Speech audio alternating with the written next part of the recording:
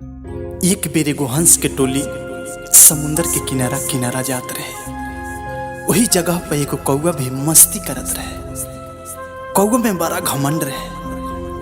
वो अपना आगा केहू के कुछो न समझत रहे। वह दिन जब कौआ हंस के झुंड देखलस तब मजाक उड़ावत कहलस कि तोहनी लोग कितना बढ़िया से उड़त बारा लोग, और उड़ला के अलावे और ही का कर सकत रहा लोग।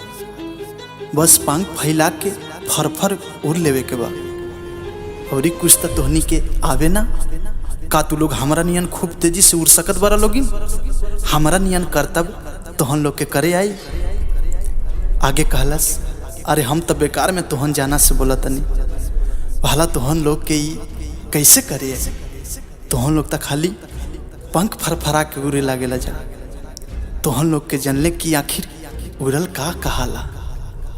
हंस में जवन सबले बूढ़ रहे वो ध्यान से कौआ के बात सुनलस आ कहलस, सुन के बहुत खुशी भाई कि तहरा बहुत कुछ करे आवे, बाकी ये पर तू घमंड जन करा। घमंड तब बढ़िया बढ़िया आदमी के नाश कर देला। तू तक कौआ बारा। हंस के बात सुन कौआ खिसिया के बोलस, हम घमंड फंड ना जानेला। अगर तुहन लोग में से केहू हमार मुकाबला कर सकता तो हमारा सोझा आवे और हमारा के हरा के दिखावे। कौआ के ललकार सुन हंस ओकरा संगे लड़े के तैयार भई। एगो हंस आगे आई आ कहलस कि अपना पर इतना घमंड कइल बढ़िया नहीं कि हम तोहार चुनौती स्वीकार करत हैं। बोला का करे के बा? कौआ हंस के झुंड के सहमति से प्रतियोगिता तय भई। तय भइल की प्रतियोगिता 2 बेर में हुई। पहला बेर में कौआ अपन कर्तव्य दिखाई और जैसे जैसे वो करी ठीक वही तरह हंस के करे के पड़ी। प्रतियोगिता शुरू भई। कौआ अपन एक से बढ़ के एक कर्तव्य दिखावे लगल। कबो जमीन के छुअत ऊपर उड़ जाए तो कबो गोल गोल घूमे लगे।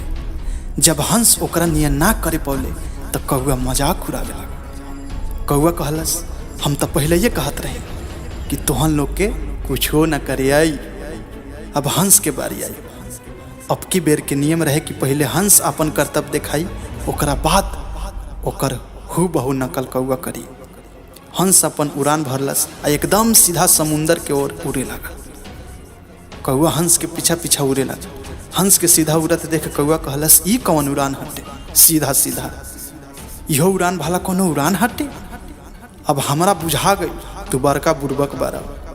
कौआ के बाद अनसुना करत हंस चुपचाप उड़त रहे। हंस उड़त उड़त जमीन से बहुत ऊपर चल गई। इन्हें हंस संगे उड़त कौआ के हालत खराब हो गई रहे। अब कौआ के बक बक तक बंद हो गई रहे। कौआ अब तक थाक गई रहे। इतना थाक गई रहे कि ओकरा 1 मिनट हवा में रहे में मुश्किल होकत रहे। ओकर प्यास से जान जात रहे। कौआ हंस के खेल समझ गई। कहलस, हमरा के माफ करा, हमरा से बहुत गलती भइल बा। आज तू हमार आँख खोल देला। अब से हम कबो घमंड ना करब। कौआ के बात सुन के हंस नीचे जमीन पर आ गई। ओकरा अपना घमंड पर बड़ा पछतावा भइल। यही तरह हमनी के कबहू घमंड ना करे के चाही, काहे कि हर इंसान में कोनो न कोनो खूबी जरूर होखेला। कुछ लोग अपन खूबी जान लेले तो कुछ लोग जिंदगी भर ना जान पावे। जरूरत बा अपना भीतर के खूबी जाने की और वो खूबी के सही उपयोग करे के, ना कि कौआ नियन घमंड करे के।